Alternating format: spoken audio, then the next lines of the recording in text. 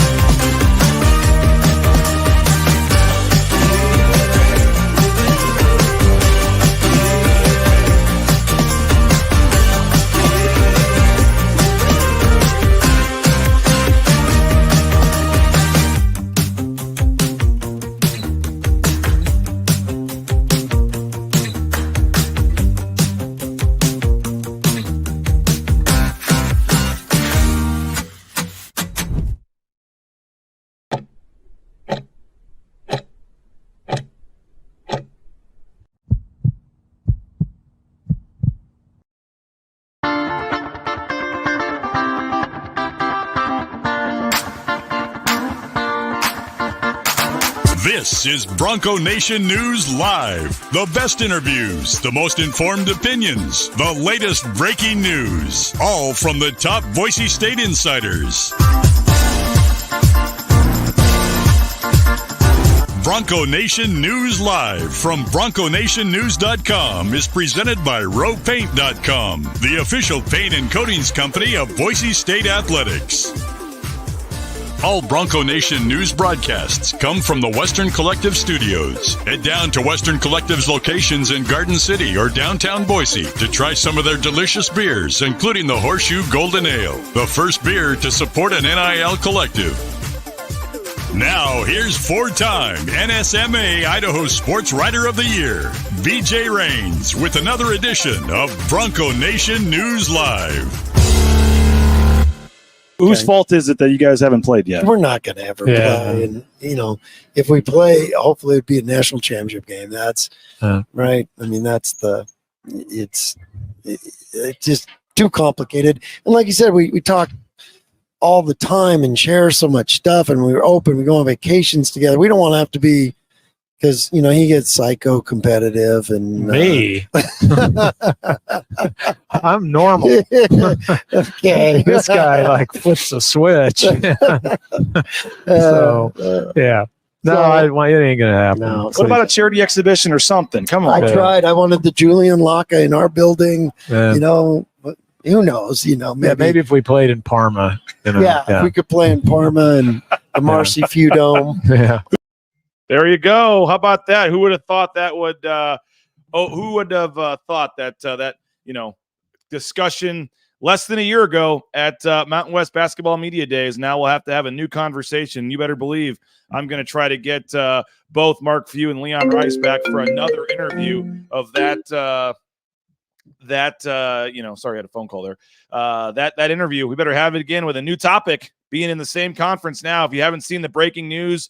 Being reported by all different kinds of outlets. And kudos to Brett McMurphy. A lot of national folks like to rip on him last week with his report. He said, I'm standing by my report. It's going to happen.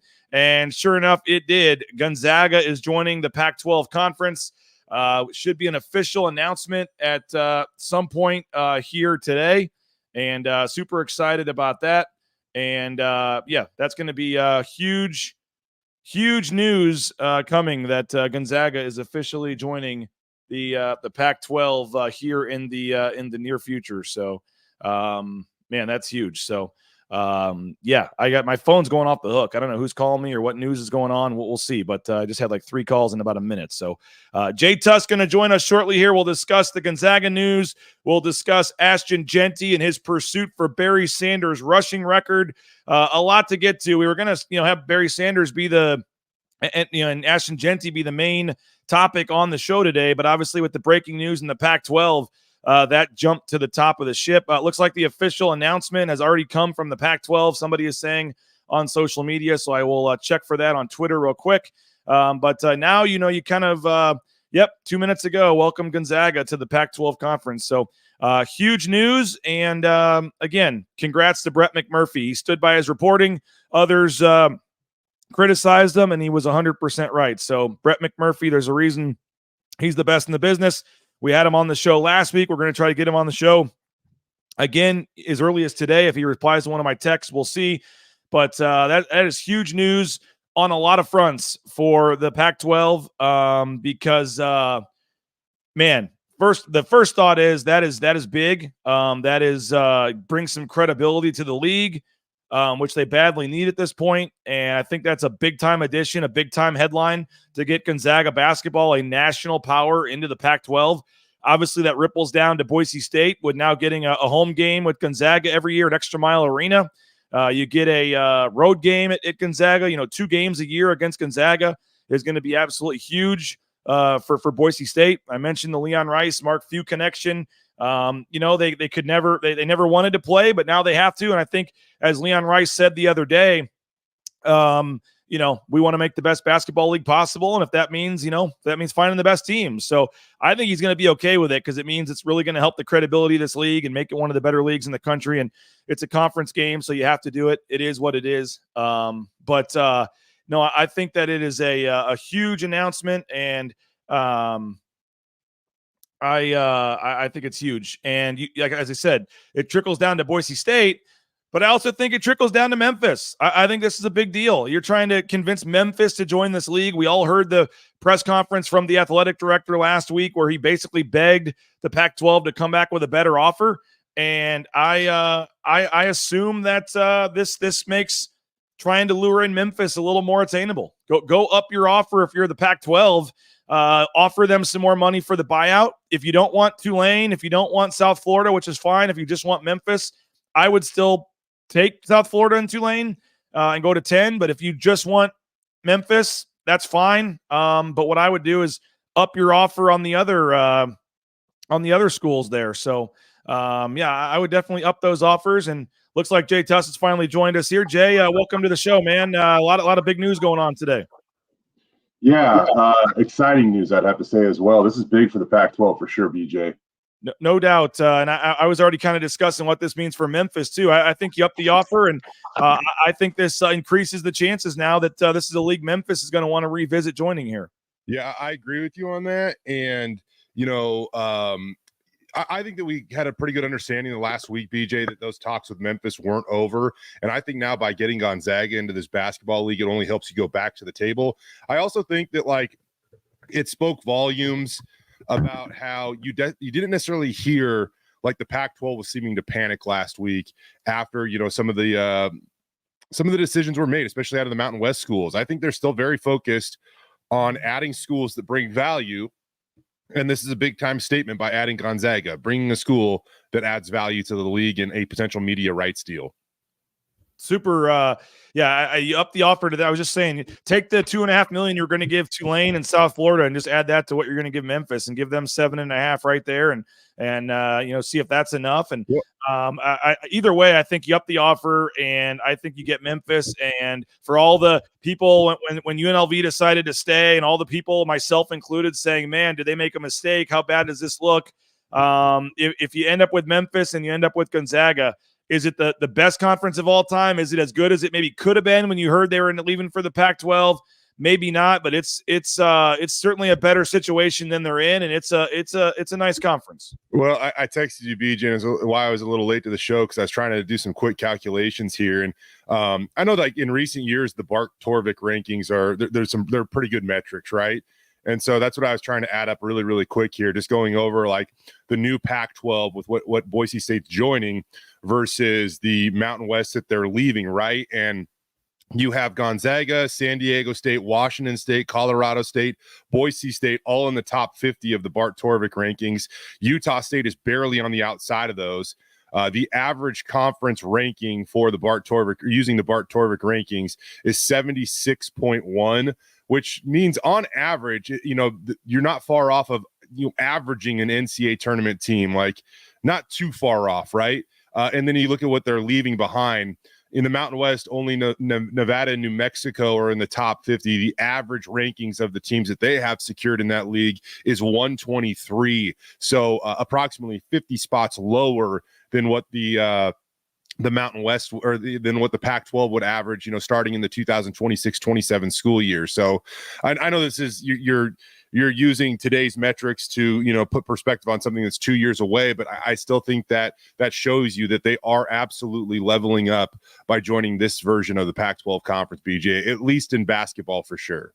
No doubt. And the whole Leon Rice, I played it at the beginning of the show, Jay, before you came on. I had the chance last year at Mountain West Media Days to have a rare sit down with Mark Few and Leon Rice. And you better believe in a couple of weeks down in Vegas again, I'm going to try to get that interview again now. But they kind of joked and said it'll never happen. We will never play. They never, they've talked about charity exhibitions, couldn't even get that done. Like their friendship was just too much. And if you play a game, they said you had to stop telling each other info and sharing info on your team, and it's just a whole different deal. And now it's going to be different, and I can't wait to hear Leon Rice's perspective on this. I have a clip I wanted to play here. It's 31 seconds now. Earlier in the interview when we did with Leon last week, you tried to ask about Gonzaga, and he quickly deflected that to a member of the staff that's leaving in the SID department. It was obvious he didn't want to talk about it. I took another shot. I even tried right after that, say, hey, does that mean you're not going to say anything? And he's kind of glossed over it again. And I was like, I don't know if I can go for a third time. So thankfully you did try to tee it up again. And at that point in time, he had already used his get out of jail free card. And so he had to answer it.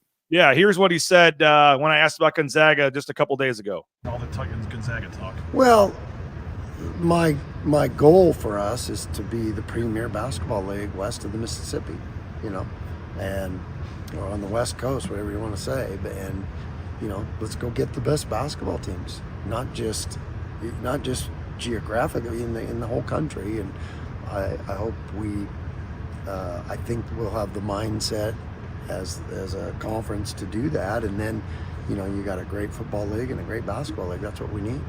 I kind of took that as, he knows it's either happening or he wants it to happen at the time. Mm-hmm. And he seemed kind of, resolve, kind of was giving it away a little bit there, I thought. But he said, hey, let's go get the best teams we can, make the conference as good as we can. And man, Gonzaga now coming down for a yearly battle at Extra Mile Arena is going to be pretty darn cool. Dude, imagine how quickly that game's going to sell out. They will fill Extra Mile to the brim for that matchup. My only question is, and I say this almost sarcastically, who's retiring in 2 years, Mark Few or Leon Rice? Will they ever? Yeah, that's. Yep. Still 2 years to go. I was thinking about that. I know Leon's flirted with some other jobs, or at least interest from over his 12 years here at various times. I think this move to the Pac-12 probably fires him up enough that I'm guessing, and he loves the athletic department here, and I know they're making some improvements to the stadium or the arena and stuff in the future years here. Unless just the perfect opportunity came along, which I don't know if that's out there right now at his age and where he's at. I'm assuming Leon is here, to stay at this point. Who knows? I know Washington was a possibility last year before they hired Danny Sprinkle. I know some other jobs over the years have been out there for him, but he's still here. And I would think at this point he is not going anywhere. But you're right. Whether it be Few or him, retirement might be the one thing that keeps this from happening. Yeah. And here's the deal. He also jokingly said at some point in time that he'll coach in 3 conferences during his tenure at Boise State. And so anything can happen. You're right. But if you remember, he did coach in the WAC for a year before they moved into the Mountain West. And he, is at least jokingly saying that he will coach into the Pac-12. So I don't know why I was joking. We shouldn't begin any of that type of speculation. I really was just kidding, because they have not wanted to play each other, and they are such good friends. And the whole sharing ideas and bouncing stuff off of each other, that is real in the coaching ranks. Heck, we even heard Spencer Danielson say it last week, going into the Washington State game, how much he admires guys like Jeff Schmedding and Frank Maile, 2 defensive coaches at Washington State. And now all of a sudden this past offseason, you couldn't necessarily, have some of the conversations you would have had previously if you weren't playing those guys. And so this is a really, really big get for the Mountain West, or for the Pac-12 conference, excuse me. And I think that this now really puts them in a strong position to go after a school like Memphis. You know, they're going to have to figure out a way to maybe up their offer. I think the one, and we don't really know exactly what Gonzaga's exit fee is to leave the WAC or the WCC. Man, this conference realignment stuff has conferences all over the place in my head. But we don't necessarily know what Gonzaga's exit fee is to leave the WCC. I think when BYU left, it was like $1 million. I'm assuming that the WCC wanted more of a commitment from schools to stay in the conference after all that happened. But I don't really know if it's $1 million. That's like nothing though when it comes to conference realignment. So I mean, heck, Gonzaga can cover that with what we hear they're going to get in their increased media rights deal by joining the Pac-12. But this puts them in a great position to go attack a Memphis, and you have San Diego State and Boise State and Utah State and Colorado State and even Washington State was in the NCAA tournament last year. I mean, this is shaping up to be a really, really strong basketball league with the ability to pursue another really good basketball program like Memphis. We've had a ton of people jump on since the show started, so I just want to play the clip again from last year's Mountain West Media Days. Is it that you guys haven't played yet? We're not going to ever play. And, you know, if we play, hopefully it'd be a national championship game. That's right. I mean, it's just too complicated. And like you said, we talk all the time and share so much stuff, and we're open. We go on vacations together. We don't want to have to be, because, you know, he gets psycho competitive and me. I'm normal. Okay. This guy like flips a switch. So yeah. No, it ain't gonna happen. No. What about a charity exhibition or something? Come on. I tried. I wanted the Julian Locke in our building. You know, but who knows? You know, maybe if we played in Parma. You know, if we could play in Parma and the Marcy Few Dome. Yeah. Now, what is the connection? I should know this, but Marcy Few, Mark Few's wife, I believe, is from Parma, is from the area, Jay. So I believe there is a connection. I think there's something like that. Correct. I think there's something like that. There's multiple ties to the area, not just Leon Rice. And then I believe that there's a tie in the athletic department. Now I'm blanking. I should know this, but I believe there's a Few's got a family member that works in the athletic department, right? I believe. I'm not sure. I think you're right, and I think I know who it is. I know. I don't want to speculate because I'm not exactly positive, but I'm pretty sure. A famous last name in coaching in the area. Yeah. Well, hey, real quick, because we kind of hinted at this last week, and I know you love to give your credit or whatever, but shout out Brett McMurphy. He had this long ago, and people wanted to dismiss it, saying that it wasn't official and stuff like that. But clearly, like, the ball was rolling on this thing to a point where he felt confident in saying that it was going to happen. And so that's the way this goes sometimes, where, you know, all of a sudden somebody, you know, might jump the gun on something and they don't want to confirm it to other people and all that stuff. But Brett had this long ago. He was the first to confirm it like a week ago, and now it happens today. So usually when somebody like that says something, there's legit fire. It's not just smoke. And so good on his part to get this one right. Now he just needs to figure out his top 25 AP ballot for football. Yeah, there are already multiple comments on that. I'm never, as a media member, I'm never going to rip another media member for their voting or anything like. They have their thoughts. I'm kidding, man. I'm having some fun. Yeah, but it was odd that he took him out of he had him in and then took him out. That is the weird part. Yeah, and they're a top 25 football team right now. You can't convince me any different. He's only of the 66 voters that didn't vote for him. So I think there are 4 or 5 total that did not vote for Boise State out of over 60 voters. Okay, well, we figured out he was too busy breaking the Gonzaga news to watch Boise State football. All right, hey, we'll give you that one. I give him credit because he also stuck by it. I mean, every single person said not happening, not true, and he later in the day came out and said, "I stand by my reporting. It's happening," and it happened a week later. So good for him, and nice work on that. And you know, you go back to what this league is right now. I mean, you look at these teams, Jay. The Utah State one is still, you know, we'll see there. That was the one for me that was like, if you're going to get UNLV, okay. UNLV or Utah State certainly has good basketball schools. We'll see. I don't mind it because of the distance to Boise. It's a close game. It's a drivable game, you know, every year for football, basketball. But I mean, they weren't obviously one of the initial targets, and you know, they took them. But if you look at this group right here and what they're building, not to steal Jeremiah Dickey's hashtag, but what's next? I mean, you obviously need at least one more football school. I still wouldn't be opposed to the South Florida, Tulane, Memphis trio somehow. If you can find more money to get all three of them to come. I feel like Memphis, as good as it would be just a little odd. I mean, I would love Memphis, and if that's your 8, great. But it just seems a little odd to me that just how far away they are compared to every other team in the league. You would think from Memphis's perspective, they'd like to have at least one travel partner, one kind of school somewhat closer to them. But when you look at these logos and this Pac-12 logo, just what do you make of? As I said, there for a while it looked great, then it looked very bleak. And what are they doing? Did they make a mistake? Did they mess up? And again, they're not there yet. But Gonzaga certainly adds some credibility to this thing.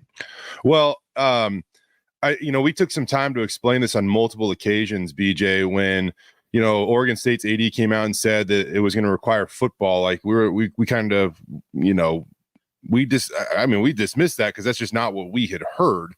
And so this proves that wasn't the case. And then even last week when some of those term sheets came out, we took a moment to explain that, it said football was a requirement. Yeah, it was football was a requirement for those specific schools out of the Mountain West that were joining the league at that point in time. It didn't mean that it was going to be a requirement for somebody else to join the Mountain West. And so as it plays out, Gonzaga doesn't have a football program, but they're joining the Pac-12 conference. And I know that I just said the Mountain West a couple of times. I'm sorry. The Pac-12 conference.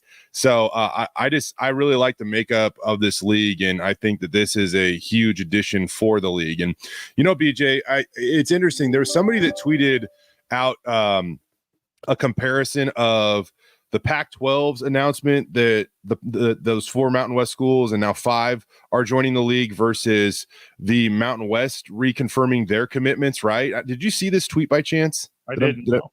Okay, so this tweet showed 54,000 people hit the like button on the tweet from the Pac-12 saying that the conference is solidified with these new members, right? When the Mountain West, announced their commitment or recommitment from the teams in the league, it had 722 likes. 54,000 to 722. I mean, that's such a small example, right? But I really do feel like I've noticed, and I'm sure that you have too, there are bigger media members than you or I, by far, for that matter, tweeting and reporting about what's going on in the Pac-12 conference that never really probably even acknowledged the Mountain West Conference there for a while. So I do think that there is value in the brand, significantly more value in the Pac-12 brand than there was in the Mountain West brand. And yes, I know it was one tweet and I don't want to make too much of it, but at the same time, it is an example there, man, that more people identify and will acknowledge the Pac-12 conference and what's going on in that league than what happened in the Mountain West. I mean, there are media members in markets where their Pac-12 school went to, another conference and they're still covering the Pac-12 conference, right? And so I think that's what you're going to get out of this. And I don't know if the media deal is going to be $15 million a year for every school. I don't know that, but it definitely is going to be higher than whatever they were getting in the Mountain West, and I would assume by a substantial margin. And the original report from Brett McMurphy said that Gonzaga was going to receive a full share. Mm-hmm. Let's see what that ends up being, and if it is a full share, it's even more proof that Brett McMurphy had the story and knew it before anybody else. So we mentioned Memphis. Like, what do you see happening next year? I mean, is it just Memphis? Do they have any shot at all 3? If they don't get Memphis, where do they have to go to get that 8th team? We just saw UTEP, I guess, is closing in on joining the Mountain West. Given what they have and the schools they have, like, a nice get, I guess, for the Mountain West to get UTEP. But what do you make? And again, by the way, if you're watching this, we got record viewership right now for folks that are just Googling Gonzaga and Pac-12 and finding our show. So hit that subscribe button, hit that like button. We appreciate you. Hit that like button and join our Bronco Nation News channel here. We do this every morning at 9 a.m. Jay, I almost pulled a Jay Tust. My laptop battery is dying, so shout out to my wife for bringing in the cord that I can plug in here in a second. Darren saves the day again. Yes. Okay, so like it, subscribe, all that good stuff to our channel. But what do you make of what's next year? And do you feel they get Memphis? Do they? What is it? Just Memphis? Is it the other ones? And then if they don't, everyone kind of assumes now, oh, Memphis. But if they don't get Memphis and they hold pat, where do they find that 8th school? It's a good question. I think you maybe go back to UT San Antonio and take a really good look at them. But I also feel, it's so funny, BJ. I was going to joke with you off the top of the show today. I woke up today and I said, man, been a little quiet on the realignment front. And usually once it gets quiet, something big happens, and something big happened today. So with that being said, I don't think like the Pac-12 is going to be in some insane rush to try to get a commitment from an 8th member. Like the quicker, the better for sure. But like, they weren't going to go out and just all of a sudden start knocking on Northern Illinois' door or Toledo's door just to fill out their league. Like they want to find a team that's going to bring value to their media rights deal. And I think that as you kind of see this play out, you now see them strengthen the league with Gonzaga. And now you probably have UNLV all of a sudden going, man, I really hope we made the right move. And now now Memphis is going to have to seriously reconsider their decision. And, the reports of only offering $2.5 million for Memphis's buyout, from my understanding, that is true. And I think you've seen multiple national people also report that was true. So how can they make this more attractive for Memphis? That quote unquote war chest is not unlimited. It's not as deep as some people think it is. They do have some at their disposal, but it's not as deep as you think it is. It's not the $255 million or whatever Washington State and Oregon State got in the settlement. But so how much more do they have? How can they be more appealing and attractive to Memphis? Because if you're looking at this league right now, man, I mean, look at what's left in the American Athletic Conference, BJ. Like, you can't even argue that this is the future Pac-12 is a way better basketball league, and Memphis has a strong basketball brand that would be better in the Pac-12 from a competitive standpoint. Maybe not a geographical standpoint, but certainly from a competitive standpoint. And it'll be interesting to see if it's all of Memphis's athletic programs or if it's just football and basketball. It'll be really, really interesting to see. We do know at the very least they need one more football program. One more full-time member. Yeah. So football wouldn't really help them at this point. They need a full member. They need a full member. So what would that look like? It's interesting to me too, BJ. I still feel like that's going to be an evolving rule over the next 2 years in the Mountain West Mountain West Pac-12 anywhere you go. Because right now the Mountain West is only at 6 full-time members. And so anywhere you go, this is going to be a conversation, I feel like. But at some point in time, they're going to have to redefine that to where either football is or isn't a requirement, because I just feel like football is going to break off and football is going to be its own thing, especially when revenue sharing and all this stuff starts. Every other sport is not like football. It's so unique that it needs to be treated uniquely. And so if and when that does happen, I think you readjust your rules of what you actually need to be an FBS conference at that point in time. Because let's put it this way. There are 8 members of the Pac-12 right now, if you include Gonzaga, right? So if you got Memphis in football only, like what's the difference there? I don't understand. You still have like a full athletic program. You just complemented Gonzaga's everything but, non-football program with a football only program. I think 9 schools makes the most sense. You can play 8 conference games in football. You also get 16, round robin basketball. You play everybody. I think 9 is the number. Mm-hmm. I think Memphis, I don't think Memphis or their AD are arguing that it's not a better league. I think to them, it just comes down to travel and money. And I think if the money is there and they realize it's worth it. I mean, he talked a lot about, hey, if we can get more of an exit fee. I mean, he was so open in his press conference. Yeah. I've never heard an AD. It was refreshing and nice to hear. But he basically said, yeah, it's pretty far, but you know what? If we had more money and we were able to charter back after the games, that would make it a lot easier. So they can get a little more money, and now the volleyball team can charter back after a game at Fresno State or whatever. That changes things for him, he said. So if they up the offer, I think it's money. In the grand scheme of things, how simple does that seem though, BJ? If that's really what holds this up, yeah, I don't care. I think it was $2.5 million. They average and put their numbers together for all of their athletic teams to have a full season in the Pac-12. It'd be another $2.5 million. So he's saying that they're only going to pay $2.5 million, to cover it for the exit fee.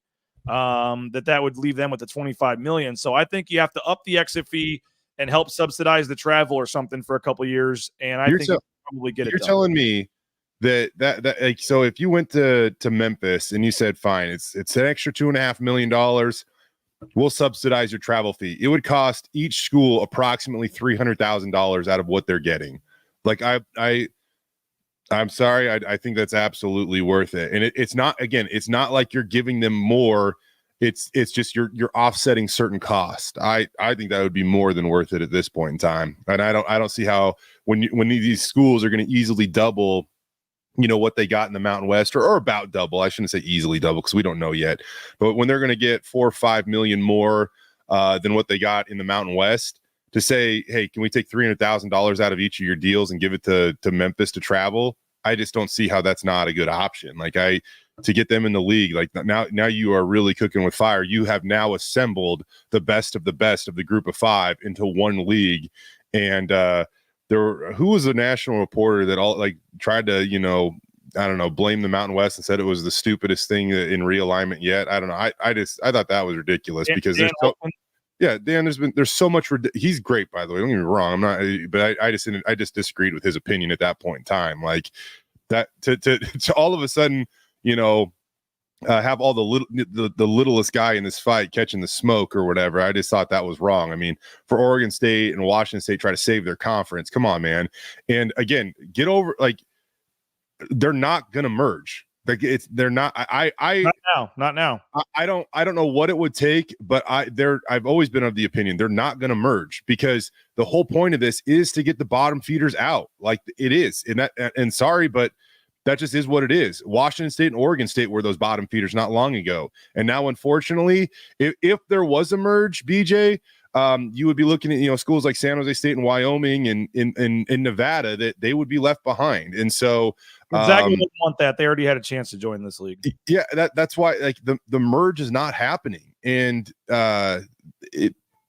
everybody's shown throughout all this is that geographical logic and stuff like that, it's not relevant. It's not. What's relevant is how much money you can make in a media rights deal. And if you can make more, maybe that puts you on a path to join a P4 conference at this point in time, and we'll see if whatever's left in the Pac-12 evolves into that fifth P5. But the merge isn't happening, and it might make sense to a lot of people out there, but it doesn't make sense to realignment.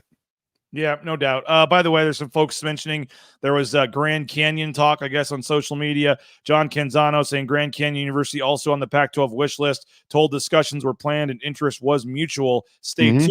But then Kyle Bonagura of ESPN saying the Pac-12, 13 minutes ago, the Pac-12 also had preliminary discussions with Grand Canyon and St. Mary's, who played each other in the NCAA men's basketball tournament last year. But now that Gonzaga is on board, the focus will go back to football. So according to Kyle Bonagura, yes, St. Mary's, Grand Canyon, they were talked about maybe as a backup plan if they didn't get Gonzaga, but for now, at least, they're going to go back to football here. I know Sac State is trying to make a lot of improvements and get into this thing. If you get Memphis, I don't know, UTSA, I don't know. If you get Memphis, UTSA seems like a way step below that, and that's nothing against UTSA, and maybe they're on the rise with their location. You look at all these basketball schools and look at all this stuff, and then that logo would just be weird amongst this group. The only thing I'll say is, like, if we're really just kind of throwing stuff out there, BJ, I actually don't mind Grand Canyon. That's a growing university with a ton of money. I don't mind Grand Canyon being in the conversation, and like I've said in the past with UTSA, San Antonio is a growing market. It's a pretty big city. Like, if you want to get in there because you need to, then I'd be fine with that too. So those are just, I still think that those, basically as you just laid out, as we rework the plan, plan A, they got Gonzaga. Now, what's the next step in that plan? I don't think it is to secure Grand Canyon or UTSA. I think it's to go back at Memphis. And then after you get through that, you decide your next move. But I just don't feel like they're in a rush, to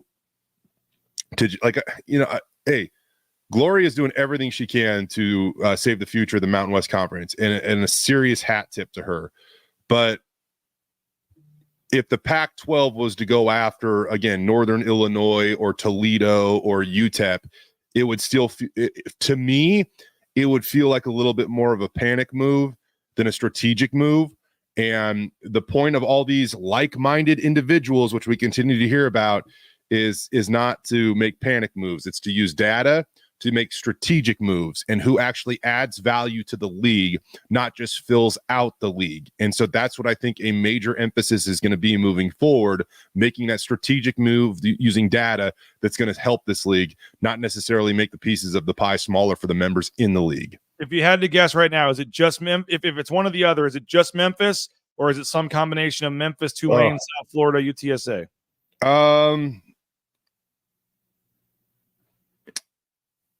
Oh man, I think there's going to have to be some combination, because I think that if they get Memphis, I think that, you know, Tulane and even a South Florida, they're going to start looking at this like, oh man, I mean, do we want to be the Air Force and UNLV of the Mountain West equivalent in the American, right? Or do we want to go join what really could be a chance to bring back that 5th Power 5 conference? And I know that's a hot topic, and that's fine, but you can't dismiss the fact that if they assemble that league, they'd be as close as they could possibly get to, you know, earning that Power 5 status back. So I think that if Memphis does jump on board, we are going to see something where another team or two just go because they don't want to get left behind. Well, we'll see how quickly this moves. UTEP is getting close to joining as well. I don't know if that's been officially announced, and we'll see what the Mountain West does from here. But a little more positive outlook, at least for today, on the Mountain West on the Pac-12. And as I said, it felt like doomsday last week when UNLV, re-upped with the Mountain West, and a little better feeling today. At least. I think just the outside optics felt like it, but I really do feel like that they had a plan for, each step of the way to figure this out. And like I said, man, what do you think UNLV's thinking today, BJ? Well, they got $25 million or whatever in their pocket, so they're doing okay. Hey, I think this is all about, you can either give a man a fish or teach a man to fish. And you give him $25 million, you just gave a man a fish. But to have longevity of a conference affiliation like the Pac-12, a better TV contract that's going to feed you for much longer. Yeah, I'd rather be taught how to fish than just give him fish. What's their buyout? Whose? What if UNLV changes his mind? I never saw the document. That's another thing too, and those will be interesting details that come out, BJ, because how would that work? What if 2 years from now UNLV is like, you know what, we're going to wait 2 years, and now they use the money that the Mountain West gave them to buy out of their deal? Like, Glory is super smart, so I'm going to guess that not only would they have to return that money, they would still owe quite a bit of money moving forward. But that would be a very interesting dilemma if the exit fee is anything less than what they had to pay to recommit to or what they were given to recommit to the conference. That would be a major mistake in any negotiations, because they could just turn around and use that money and leverage it to get out of the league if they wanted to. But I got to say, man, that does not look like the greatest move for UNLV now. They had an opportunity and they said no. And they took that large amount of cash, but you look around and it's like, really, you want to be in a league with Wyoming and all these other schools? And look, I'll list them again. That you have New Mexico, Nevada, Wyoming, San Jose State, and Air Force. And UTEP, and potentially UTEP. Those are the schools that you recommitted to versus joining the likes of Gonzaga, San Diego State, Washington State, Colorado State, Boise State, Utah State, Oregon State, and Fresno State. Like I said, I think it's a great analogy. Teach a man to fish or give him a fish. And they gave a $25 million fish to UNLV instead of having a real lifeline for the long term. And they were in some debt, so they got out of debt. They took the lifeline, as he said. But long term, yeah, man, this is like, what was UNLV doing? I think that they're going to wake up and really ask themselves that in a couple of years. And especially, man, they could not have picked a better time to have their first good football season in 50 years. Barry Odom doing a phenomenal job there. Nobody can argue that. But their success has not been, sustained for more than, 12 months now, maybe 13 months. And they had an opportunity to get out and they didn't. And so I think that they're going to end up kicking themselves for that, man. I really do. All right, I do want to spend the last couple of minutes talking about Ashton Jeanty. That was going to be the focal point of our Holy show. heck. That's 9:40. Yeah. Bear with me for 1 second. I got to thank a couple sponsors here real quick to make this show possible. Western Collective, check them out. The Horseshoe Golden Ale, the Orange Chaos Seltzer. They are both available at Albertson Stadium, local retailers around town. Western Collective, our studio sponsor. Make sure you check out the Horseshoe Golden Ale beer and the Orange Chaos Seltzer. Our title sponsor is roepaint.com, ROE paint.com. Check them out. All your painting needs, those concrete coatings, I highly recommend them. Again, support the title sponsor, folks, roepaint.com. Idaho Central Credit Union, ICCU.com. They sponsor Tyson Degenhart with an NIL deal. They're big supporters as well, Bronco Nation News. So that mobile e-branch online banking, so easy to use. Highly recommend making the switch today. Idaho Central Credit Union. Matt Boucher, BoucherRealEstate.com, the number one ranked realtor in the Treasure Valley. He's now part of the Boise State home team. Check him out online at BoucherRealEstate.com. Ridley's Family Markets, shopridleys.com. 13 locations around the state of Idaho. Find one near you at shopridleys.com. Snake River Pool and Spa, been around since 1978. They're also part of the Boise State home team, so make sure you check them out. Twin Falls, Boise, Meridian, Nampa, been around since 1978. And again, spas, pool tables, whatever you need, billiards tables, saunas, they got you covered at the spa team. Lithia Ford of Boise, they got an NIL appearance coming from 11 to 2 on the Saturday of the bye week in a couple weeks. You can go meet all these players and get their autographs and things. Make sure now that you make plans to go to Lithia Ford of Boise Saturday, October 19th at 11 a.m. to meet the NIL deal guys with Lithia Ford. Check them out online, view their full inventory vehicles at lithiafordboise.com. TacoBellWorks.com, check them out as well. SON Management Group, the Nicolason family, they're hiring, so if you need a job, free food while you work, half your wages the next day after your shift. Great promotional opportunities. Check them out. The food's great, awesome. Take the family there. We'll be heading there tomorrow night before baseball. 2 baseball games tomorrow, so we'll probably be heading to Taco Bell as usual. Check them out online, TacoBellWorks.com. Speaking of looking for a job, transportation compliance service, TransCompService.com. They can help you get into the trucking industry with everything you need. Check them out, TransCompService.com. I see Travis Hawks celebrating on Twitter. He's pumped about Gonzaga. TheBlueAndOrangeStore.com. Check them out, TheBlueAndOrangeStore.com. Order your Boise State gear anywhere in the world, or you can just go into the Boise Town Square Mall, the second floor next to Pro Image there. Check them out, The Blue and Orange Store, TheBlueAndOrangeStore.com. Hope you got your sack, your 91-cent coffee or soda at Jackson's yesterday for Ahmed Hassanin's sack. And again, hopefully next Tuesday you can get the Breezy bundle, hot dog and a soda for $1 if Breezy gets in the end zone. And again, 25 cents from every hot dog sold goes to support the Horseshoe Collective. So buy a hot dog at Jackson's and help the Horseshoe Collective. And don't forget about Lean Feast, leanfeastmeridian.com. They have free delivery anywhere in the valley. And again, 10,000 plus combinations. Order your meals on a Monday. They're good 5 days in the refrigerator, 2 minutes in the microwave. You're eating steak, shrimp, all different great kinds of food. So check them out. They're good for all diets. Again, online, leanfeastmeridian.com. All right, Jay, final minute or two here. We'll maybe dive into this more on Friday, but I put it in the headlines, so we got to at least discuss it briefly here. Ashton Jeanty on pace currently for 2,957 yards and 45 touchdowns if they play in the championship game and a bowl game / CFP game, 14-game schedule. Obviously, Barry Sanders did his in 11 games, so that is always something you need to remember, 11 games, but he did 2,628 yards and 37 touchdowns. A lot has to happen. We're only, 33% through the regular season, basically 20 whatever percent through the 14-game projections, but through 4 games, he is on pace. Is there going to, he said in Vegas he wants 2,000 yards. That certainly seems like that's got a good chance of happening. But what do you put on Ashton Jeanty's pursuit of the single season rushing record? Well, who knows how many more times they're going to sit Ashton Jeanty in the second half this year.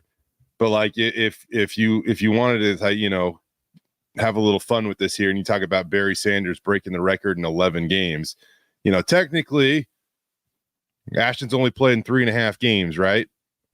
So if you did take that and you projected it out that way, then Ashton would be on pace to run for 2,655 yards, which would, in 11 games, which would break Barry Sanders' record still. So I'm not going to get too caught up in how many games Barry did it in versus how many games Ashton could do it in. But he's on pace to break it, man. He's on pace to smash that thing with his game allotment.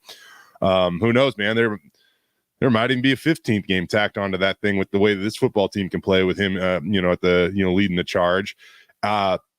I brought this up last week, BJ, in terms of how they calibrate Ashton Jeanty's carries and playing time usage.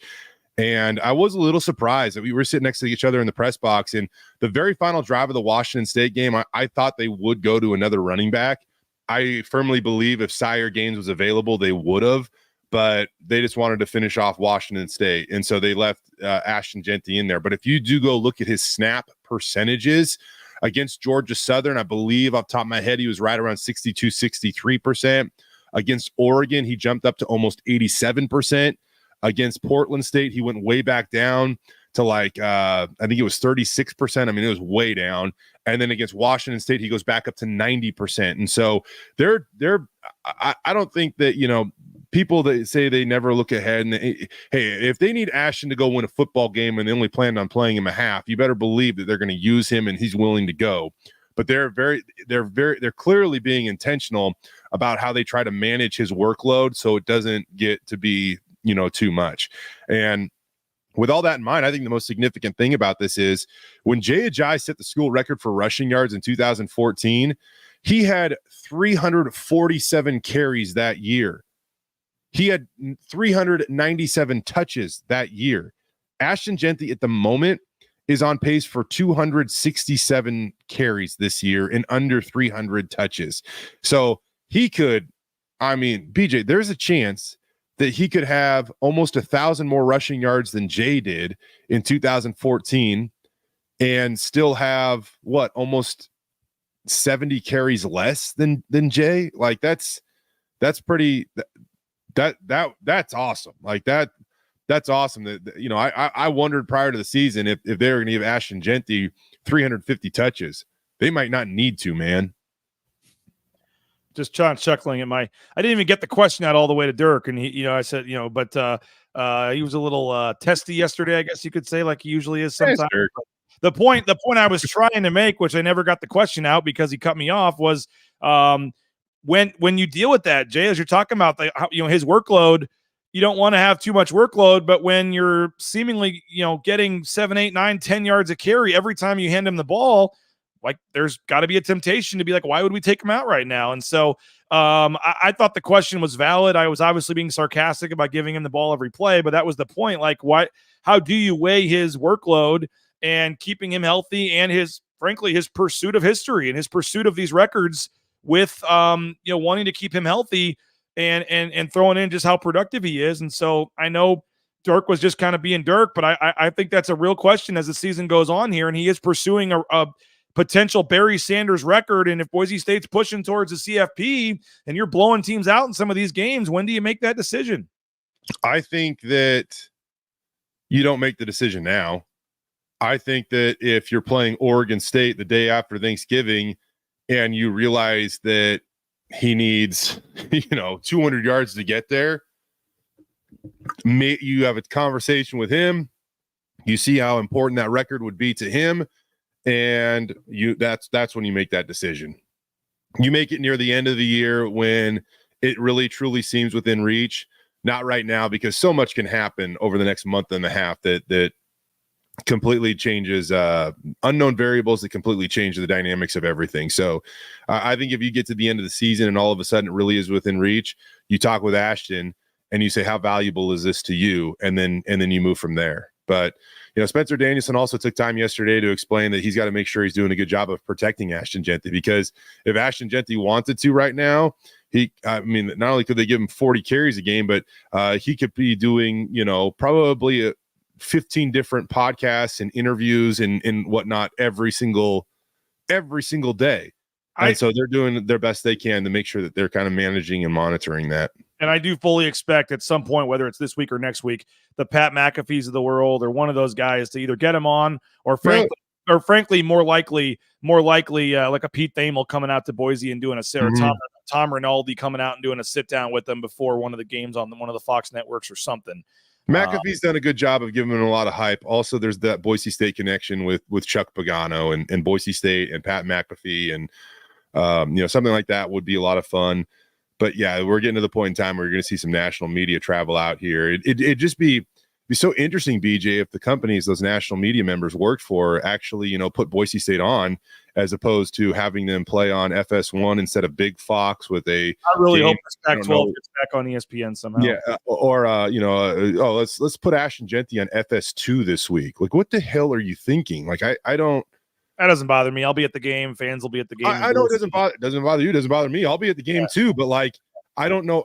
Everybody's talking about this guy. Like, you would think there'd be a time slot. You think there'd be a better time slot for Heisman camp? If I was one of those networks, I would call the schools that are on at 5:00 right now and say, I apologize, but do you see what Ashton Jeanty's doing? Because we do. And then I would swap it and make sure that he is on a linear TV channel that you would have more reach and coverage, because everybody's talking about this dude right now. Everybody.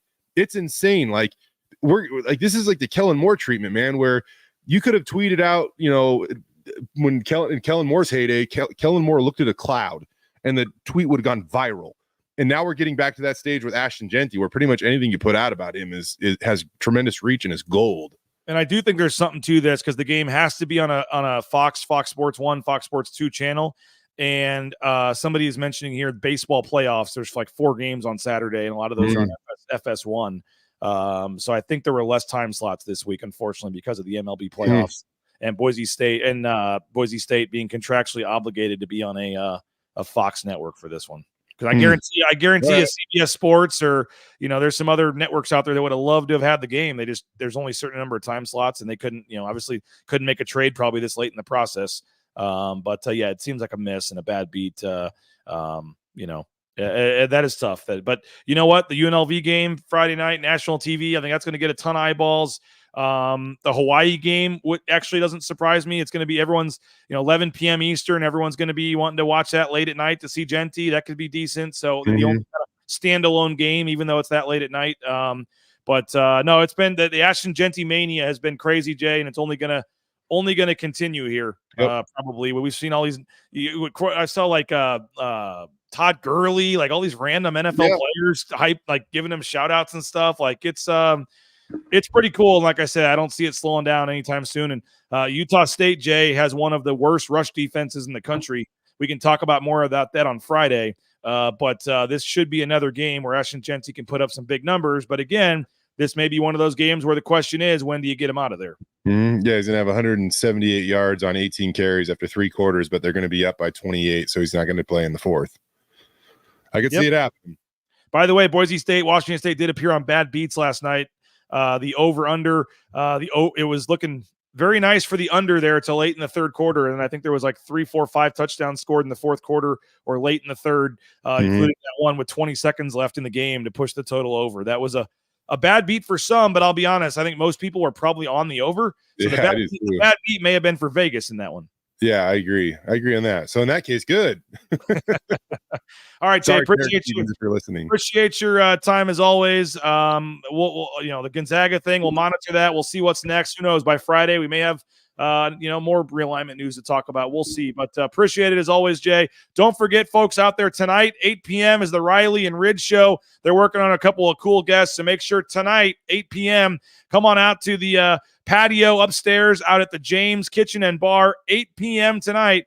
You can, and the offer stands. You come ask a question, come watch the show, and you get a Horseshoe Golden Ale on BNN. So come have a beverage, have a late dinner, come hang out, watch the show, meet the guys, some of their special guests. Going to be a lot of fun. The Riley and Ridge Show tonight at 8 p.m., sponsored by Jackson's, and some good special guests to come here, and we'll announce those on social media shortly in terms of our special guests for Riley and Ridge. So going to head down to Boise State. We got Ahmed Hassani and some other folks, Jay, talking today with the media, so we'll get those posted.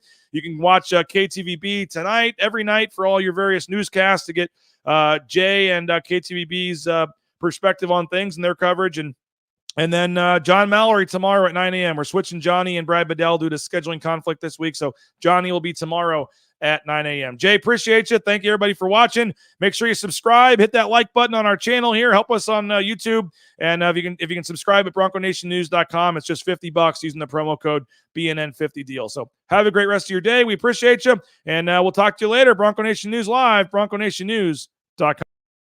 Bronco Nation News is presented by RowPaint.com, Idaho Central Credit Union, Taco Bell, by Lithia Ford, The Blue and Orange Store, Western Collective, by Jackson's, Snake River Pool and Spa, Transportation Compliance Service, Bauscher Real Estate, Ridley's Family Markets, by Circa Las Vegas, Lean Feast, and by Timberstone Golf Course.